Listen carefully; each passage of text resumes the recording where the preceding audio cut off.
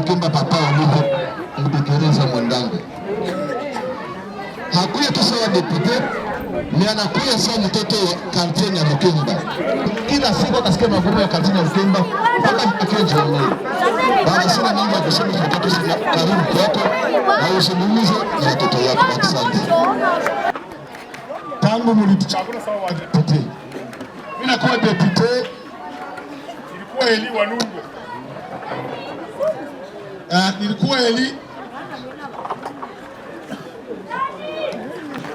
na kama mtu anakuwa depute national, maana yake haiko ile mahali pake tu. Inaweza kuwa hapa Bukavu, inaweza kuwa Walungu, Kalehe, Uvira, hata kule Mbujimai. Naleta mawazo ya kule, plaidoyer ya kule, shida ya kule na ileta kwa Assemblée nationale. Ndio kazi yetu kupelekea makosa ya watu. Mimi naona ninashangaa, niko nafanya sasa siku hizi kuzunguluka fasi yote Sud Kivu, Umakwe na Marekwe. Tangu mimi nazaliwa niko na miaka 16.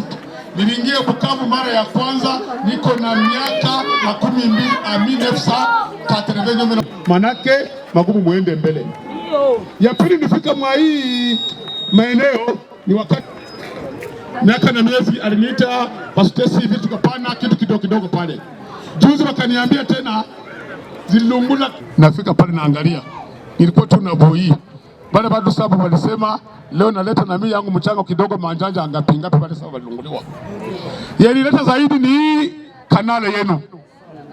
Niko na plaidoyer Kinshasa kusema kuwa maximum pesa atwa na wanasema mdunia yote kama vile inakuwa deja na Emilio inapaswa kuwa na manjia maotoruti chini, mnapita metro chini kuzimu, pengine unashindwa ba Monique banani. Tuko na ma expertise hapa kwetu. Tuko na Ruzizi, Luberizi, mai masodaba na kunwaga tulifanya ande 1500. Ile wakati mlikuwa nasema kumbe kwa mkuu mtamwona pale leo. Alienda kule kuambushire ndio unasema ndio kwa mai inatokea kwa inaingilia. Hisi kwa nashuka ambushiri manake kwenye itakatokea wao inaendea kule inaendea tulikotize wa demi ile wa mimi taeneza huku Bukavu nako niliwaambia sikulisikia ekipa ya Kamungu silienda ya Fizi na ya Walungu tuliwakutana baba naona wengine hapa siku naenda Kinshasa mtaona mchango yao nenda mtere jana diseti ya kitu tunacheza na nilikuwa na Kamungu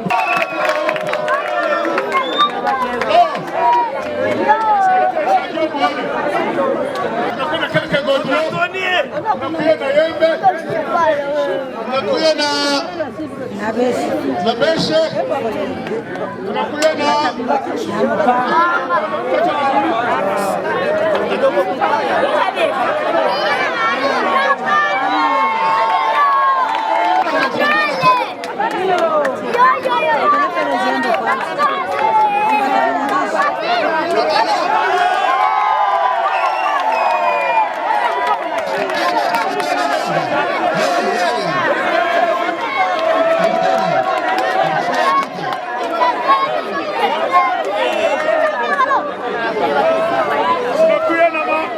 watu wa kutumika tunakuya na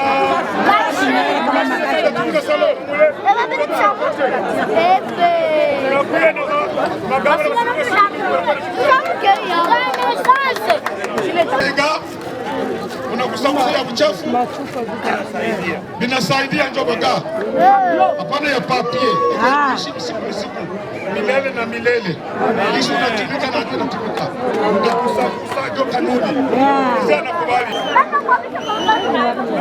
ya bongo tunafanya nayo iko ndani nataka tuzihesabu hapa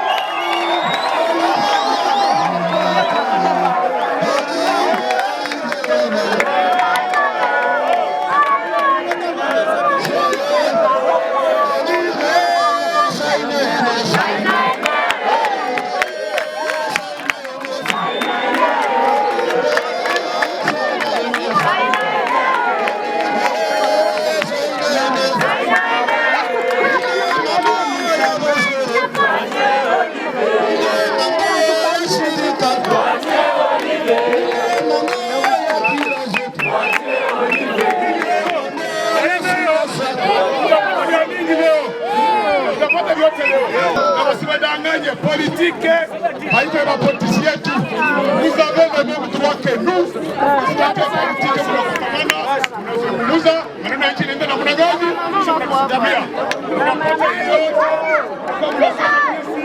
Nchi inaenda mnajua.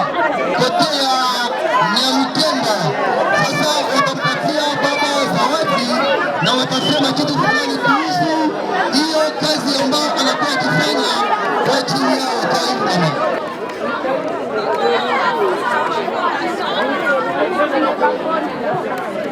La Fondation Olive Mudekereza. Sasa tuna zawadi kidogo tulitaka kumzawadia baba yetu kwa kazi nzuri. Tutasoma tu kidogo.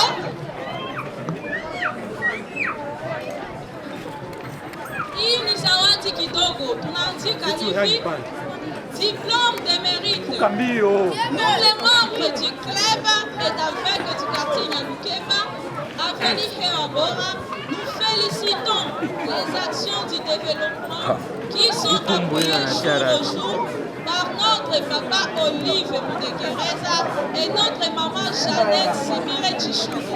Que Dieu vous bénisse. Longue vie à vous. Pour la communauté, merci.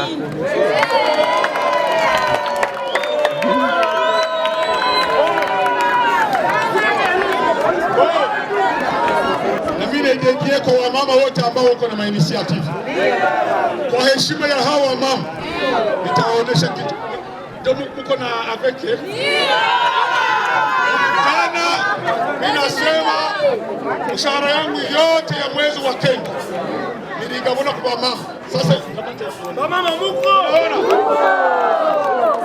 Unaona kitu gani?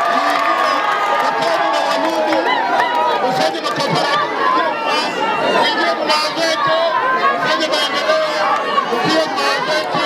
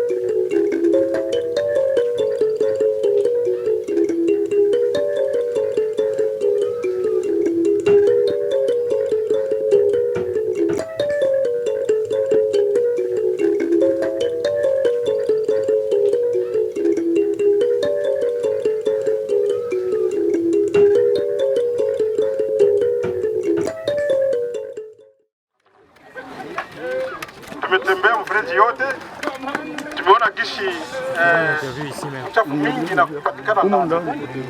Inatoka katika malupango zetu. Tumeona Kishi na wakaaji wengine ambao wameongeza lupango. Nafasi zingine inakuwa kidogo. Kwa Kishi maji itapo environnement. Maana yake hii mazingira inatuinteresse ku niveau national. En tant que vice-président de la sous-commission tourisme et environnement. Mimi nazaliwa hapa niko mvile ya Bukavu depuis 1978. Kwangu nyumba ya kwanza yangu ni hapa Nguba. Karibu na yenu sasa fasi. Kwa wakati tunafanya nguvu yenu pamoja. Na mimi kama député tuko mbele tunapaswa kufanya quelque chose kusema tuoneshe upendo wetu. Ndio maana unaona mimi nafika na hii besha yangu. Hii besha. Na mimi nifungure kwa hii mvuregi. Hii besha nilileta.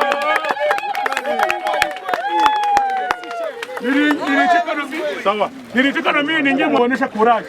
Kuona dada huyu ni mama anatumika. Huyu ni mama anatumika. Unaona kwanza iko mzuri lakini anataka kutumikia nchi. Ba chef, ba nini? Wote wanatumika. Dada mimi na waencourager. Tunaleta huu yembe ngapi? Tunaleta pioche kanya ngapi? Tunaleta mipanga ngapi? Tumeleta magaa ngapi? Tumeleta maske ngapi? Na hiyo pesa tuleta $1000 njo 2 millions de francs.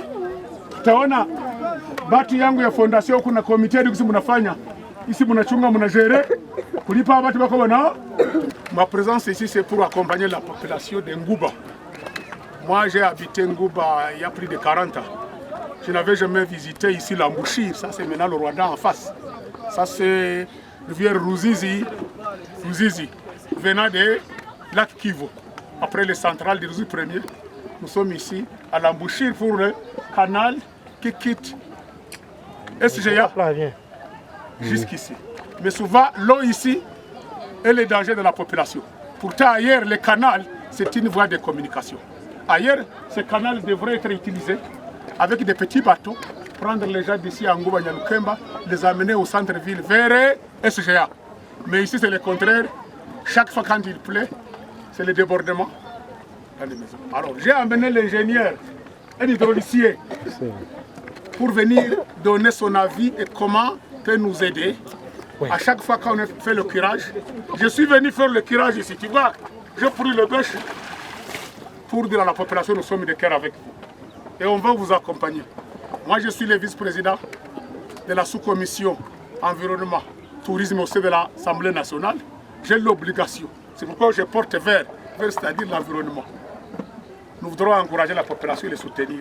J'ai amené des matériels, des bêches, des roues, des machettes, des pioches, des gants, des masques et 2 millions de francs pour payer les gens qui viennent travailler ici jour et nuit. Et nous voudrons continuer à en accompagner cette population. Mais le conseil qu'a donné l'ingénieur, il faut dire à la population d'éviter à construire au-dessus du canal. Le canal, l'on n'aime pas de courbure. Il faut une ligne droite. Aller dans le rivière Ruzizi ici facilement. Si on ne le fait pas, c'est nos maisons qui vont s'écrouler. Vous savez, ici à Bukavu, si on n'a pas les problèmes d'érosion, on a les problèmes d'éboulement, on a les problèmes d'incendie. Nous sommes une ville bâtie sur 6000 hectares. Nous sommes déjà au-delà de 1,2 million. Et les standards et les normes par hectare, c'est 300 personnes. On devrait être au moins environ 600 000 maximum 200 000 dans la ville de Bukavu. On est déjà au-delà. Et quand une ville dépasse plus de 1 million, ça devient une grande ville. Et quand ça dépasse 10 millions, ça devient une méga-ville. Bukavu risque de devenir une méga-ville. Si on ne prévoit rien, nous allons s'écrouler tous dans la rivière ici ou de la lac Kivu. C'est pourquoi je donne des conseils aux dirigeants, aux responsables. Nous ne pouvons pas être des autorités sans responsabilité. L'autorité implique la responsabilité. Lorsqu'on vous élit, vous devez plaider et trouver des causes. C'est pourquoi nous disons à l'exécutif, le rôle des députés, c'est de ne pas construire, à venir payer les gens, à venir faire... C'est le rôle de l'État. Moi, j'amène les plaidoyers. Maintenant, je vais amener à Christa pour dire, nous avons... Qui connaissait combien de kilomètres? Ici jusqu'à...